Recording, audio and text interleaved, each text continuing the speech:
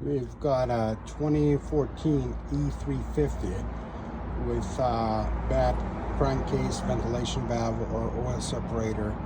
On this model, to remove it, you're gonna have to take the intake manifold off. To take the intake manifold off, it's pretty easy. It's got mainly 4 bolts, which I let it sit here to drain all the oil that it had in there. It's got 2 bolts here. You take this 2 screws here, this cover comes off. You take 2 screws here, and it's got 2 screws there, and then you just unclip the electronic harness here, there, and then there is a breather line that goes here, crankcase line there, and there is a vacuum line that goes to the vacuum pump that actually goes back here to the vacuum pump, to that nipple. Take that off. You take this fuel line off that goes over here. Got that out of the way. You're gonna take this wiring harness that goes to the intake. This is the throttle cable. Take it off. This is that line that goes also there.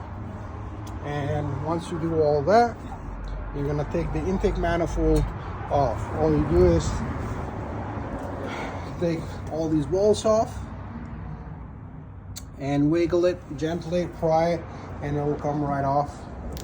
After that, you're gonna gain access to be working, removing the high pressure pump bracket, and then you're gonna take the high pressure pump, which is right over here. All it's got is 2 fuel lines and then 2 bolts at T40, and make sure you replace this gasket. Also, you're gonna need to retake this exhaust heat shield that is right over here. All it's got is 4 bolts, 2 on the inside, 2 here, 2 on that side. Comes off.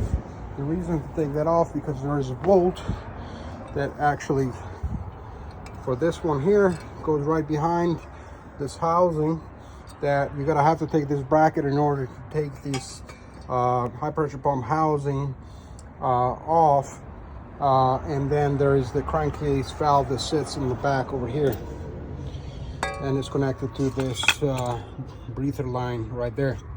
So you take these 4 bolts off here. It's got 2 right there. It's got 1 over here, and then another 1 over here. Total 4 bolts. You take this bracket off. You take the high pressure pump off from this side here, and then all you have left is take this housing off. 4 bolts, 1, 2, 3, and 4. Make sure you replace 2 gaskets here. You got this one and this one here. Once you take this off, you take the crankcase valve off. Crankcase off, 4 bolts. You can pry it out gently. Comes off. And then to replace this line, breather line, just undo this coil, pull it to the side, and then just fish it through, and it'll come out. You just have to play with it, and then put it back together. Actually, there's also an high RPM crankcase valve that goes this piece right here, which is this one right here. All it's got is a bolter.